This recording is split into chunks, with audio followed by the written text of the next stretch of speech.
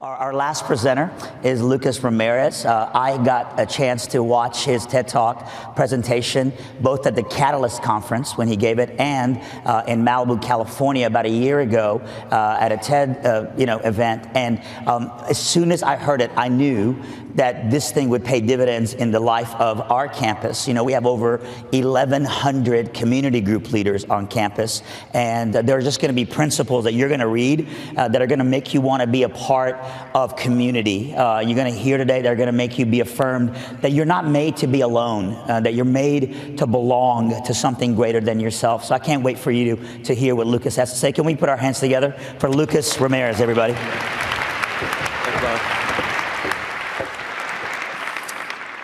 I just want to begin by thanking Pastor David and Liberty for your invitation and your gracious hospitality. Thank you so much. I want to take a moment and recognize the most important person in my life is here, my beautiful wife Thea and our 3 kids. It's so great to be here together with you. A little bit more about me. I'm originally from Buenos Aires, Argentina, and I share that with you because at some point during my talk, I promise you, you will feel some of the South American passion come out, and I'm just warning you and apologizing in advance. It's in my blood. I can't control that, okay? I've come here today with an urgent message for you, and for those who do have ADD and ADHD, hopefully you're equipped now to stay with me and track, because today's message is utterly critical and important. And it's simple, but it's profound. It's a paradigm shift in how we think about the church and the role that you play. Today's ideas are based on my book, Designed for More. And the reason we titled it is because God designed His fellowship of believers to be the most captivating, powerful, and efficient force for good in history, but it is division and fragmentation that is keeping us from our true design. My big idea is this, that the rising generation of leaders must disrupt division and move into the unity and completion that we were designed for. In our deeply divided world, it's time to disrupt division and become one body. Did you know that in John 17, there's a largely ignored part of Scripture? Now, just moments before going to the cross, Jesus stops to pray with an excruciating death knocking at our Savior's door. Of all the things he could have prayed for, his longest recorded prayer says this: "My prayer is not for them alone. I pray also for those who will believe in me through their message." He's praying about us. "That all of them may be one, Father. Just as you are in me and I am in you, that they may be one as we are one, I and them and you and me, so that they may be brought to complete unity. Then the world will know that you sent me and have loved them even as you have loved me." Can you feel the rhythm in Jesus' prayer?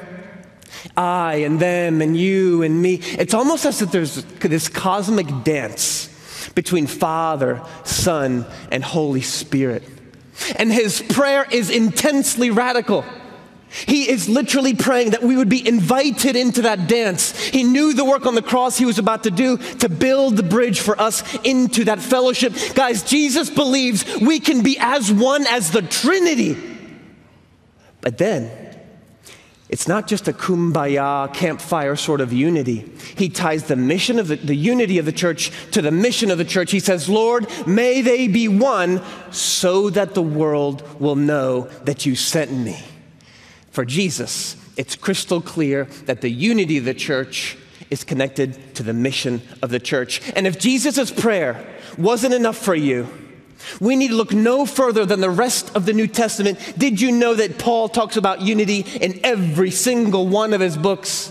And over a cup of tea in St. Andrews, Scotland, N.T. Wright looked at me and said, "Lucas, imagine if we started with Ephesians 1 in our definition of the gospel, because Ephesians 1 says this, that God, through Christ, made known to us the mystery of his cosmic will, which was to bring unity to all things in heaven and on earth." Guys, unity is at the core of who God is, it's at the core of the gospel, and it's at the core of how he made us. But we've struggled, haven't we? to attain to that vision? No, we're stuck in a different reality. In fact, today we have a crisis of fragmentation. We are stuck in division, and the fault lines run deep in all sorts of directions. You don't need to look far to find the political divides, the racial divides, and the list just goes on. Gender, class, socioeconomic status. Even in the nucleus of our homes, the high divorce rate shows that fragmentation is hitting us in the family. Did you know that since the 500 years since the Reformation, we have successfully splintered into over 30,000 denominations around the world? To give you context for that, that's about as many individual McDonald's restaurants that exist around the world. Guys, God's great story of reconciliation is crippled when the messengers of that story are unreconciled. How can we be credible ambassadors of the greatest love story in nature and in history if we cannot ourselves show that love? Now, don't get me wrong. I'm not against denominations, okay?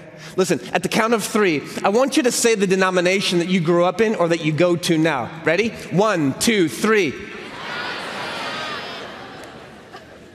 Do you see where I'm going with this? Come on. At the count of 3, I want you to say the name of Jesus with one voice. Come on. 1, 2, 3. Jesus. It's the name of Jesus that casts out fear. The name of Jesus that tears down the dividing walls. Yeah, you can clap for that. Listen, it's okay to belong to a tribe, though. I'm not against denominations. God himself divided the nation of Israel into 12 tribes. But the moment we make the error is when we over-associate with our tribe instead of the banner of Christ. When we over-prioritize our political view, our secondary theological view, instead of the banner of Christ. The last time I opened my Bible, it said there's neither Greek, nor Jew, nor slave, nor free, nor male, nor female. No, it is Christ. Yeah, that's who we are called to be. Guys, we're at war. If we have any hopes at defeating the enemy, any hopes at eradicating human trafficking, slavery, enacting change in the foster care crisis, or evangelizing the lost, we've got to stop shooting one another and focus on the real enemy. And we've got to disrupt division and move into the unity that God designed us for. But how? How? How do we close this massive gap between our reality and God's vision? Maybe, my friends, we can look again to nature to solve some of our most complex problems. This is where the hope comes in. You know, Romans 1 tells us that just like an artist pours themselves into their painting, God poured his essence into creation, his nature in nature. And as I began to look for these answers to some of our this crisis of fragmentation, the Lord pointed me to this natural phenomenon that I'm about to show you and reveal to you. And it took my breath away, because as I began to research this phenomenon, I uncovered signposts that God had put in the sky for us to move into the collective movement we were designed for. Are you ready to see it? It's called a murmuration. Everybody say that with me, murmuration. A murmuration is a flocking formation of starlings. It only happens in a few parts of the world, and they gather together in huge numbers. And with the sky as their canvas, they begin to create art in motion, effortlessly caressing the sky. The sights are simply hypnotizing. New GPS technology and advanced video capabilities have allowed us to see this phenomenon and learn from it in new ways and dispel some of the myths behind this driving formation. It's as if it's a reflection of the dance between Father, Son, and Holy Spirit. Could it be a picture that God put in the sky of what he wanted us to look like as we served and loved the world? The lessons I learned from this phenomenon became the basis for my book, Designed for More. And in the book, we outline 7 principles for how we can begin to move into unity. And I don't have time to share all 7 with you, but I do want to touch on 2 of them very briefly. Guys, can you see it? Birds first taught us how to fly, and now they will teach us how to unify. Yeah, you can clap for that. Come on. This is God's truth at work here. The first principle is this. The birds know and respond to their 7 influential neighbors. Know and respond to your 7 influential neighbors. And their knowledge of their neighbors, not just focusing on themselves, produces efficiency. Check this out. The average human reaction time is 198 milliseconds. The average bird reaction time is 38 milliseconds. But in the formation, in the murmuration, when the birds follow their principles, their speed becomes exponentially faster, and the reaction time gets as low as 15 milliseconds.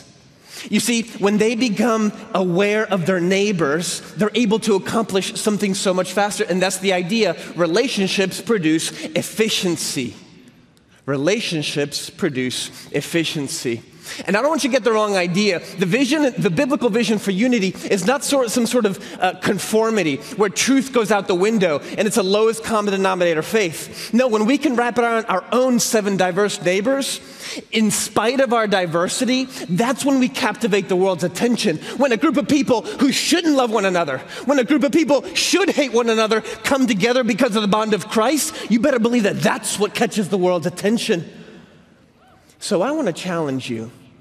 Could you begin to find your own 7 influential neighbors, pray together, learn, and see what God could do from that? The second principle that I want to share with you is this: critical mass. Our movement is density dependent. In other words, you can't murmurate with 3 birds. It's only when they reach a critical mass of birds that it tips over into phenomenon status. In fact, scientists refer to it more like transition physics than biology, like the point at which water becomes a vapor. It's something different, but it's new. But when the birds follow their principles, they stop being a flock and become a murmuration. Did you know that just a few years ago, Seattle Seahawks fans were so focused on the same thing, they created such a ruckus that they actually triggered a false earthquake? And officials said that it was due to mass jumping. They later called it the Beastquake. Don't you know that it's time for the body of Christ to explode in our own Beastquake as we shake the earth with the transformative love of God? Yeah. But it's going to require unity, 7 influential neighbors, and enough leaders knowing the vision and living the vision in critical mass. Maybe we can transition the church into a level of efficiency the likes of which history has never seen. Wouldn't that be amazing? Now, before I go, I want to leave you with 2 things: some free resources and a memory. Some free resources and a memory. The first one is, we've got 3 devotionals out on the YouVersion Bible app. If any of you use that, there's one in Spanish and 2 in English. So in your own devotional time, you can cultivate God's passion for unity. Just search for Lucas Ramirez or Design for More. And the second resource I want to give away is a big deal. Thanks to a generous donor, we are investing in this leadership community here. So if you're in the room or if you're watching online, you can enter into a giveaway. We're giving away 500 books today. Can we give a round of applause for our generous donor who's giving that away? So if you'd like to receive a free copy of this book where you can learn more about this murmuration, all you got to do is text your name and email to that number. You can take a picture of that. We'll leave it open for the rest of the day as well. So you can do it now, and we'll, at random, pick 500 winners. So the last thing I want to give you is a memory. Can I get my hype team to come on up here? Where's Wayne and Nico? 2 of my team members at the gathering place. Yeah, all right. So we're going to do something crazy because you know what? I wondered, maybe you would like to know what it's like to be in a murmuration. Would you like to feel that? So we're going to divide the room in half. In a second, the DJ is going to drop a beat for us. And this is side 1, and this is side 2. Not yet, but in a second, I'm going to ask you to stand to your feet, and you're going to link arms with your neighbors. We're all different individuals from different backgrounds. And when the song drops, you're going to hear it. It's going to say, and we're moving to the left, left, left, left, and then it's going to go to the right, right, right, right, okay? Super easy. This side's going to go first, and then you're going to get to watch the other side do it. So y'all stand to your feet and link arms with their neighbors. Come on. DJ, drop that beat. Remember opposites. You're first. Okay, here we go. And we move to the left, left, left, left, left, left, left. Take it to the right, right, right, right. One more time. Move to the left, left, left, left, left, left, left. Take it to the right, right. This side, come on. Come on, baby. Move to the left.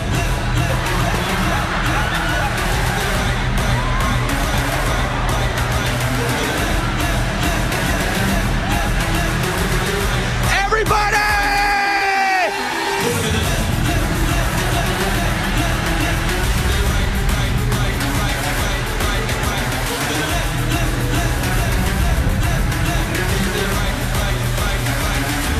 Woo! All right, y'all got a seat. One parting thought. One parting thought. For the cynic, for the skeptic, for those that go, yeah, is unity really possible? I'll leave you with this thought. Jesus prayed for it. That's good enough for me. Champions, let's fly. Come on, put your hands together for Lucas. Great job, bro. Thank you so much. Lucas will also be with our other two presenters at section 116. You can go by and say hi. I know that you guys do summer internships in the New Brunswick area where you do your ministry. Yep. If any of our students want to be a part of your ministry, they can connect with you today? Yeah, we still have our summer internship open. That's our website. Our team members are going to be at the Mountain View Student Center. If you want to come and meet us later and have a paid summer ministry experience, check out the Gathering Place. Hey, can we thank these great three presenters today? They did such a phenomenal job. So thankful for you. Again, if you want to meet them, go to section 116. We'll have them up there in a few seconds. Next week's going to be amazing. Francis Chan will be with us, and Superman himself, all right? Dean Cain will be with us, and Ellie, is going to be with us leading worship before her and her husband, Drew Holcomb, do a concert for us on Friday night. God bless you. You're dismissed.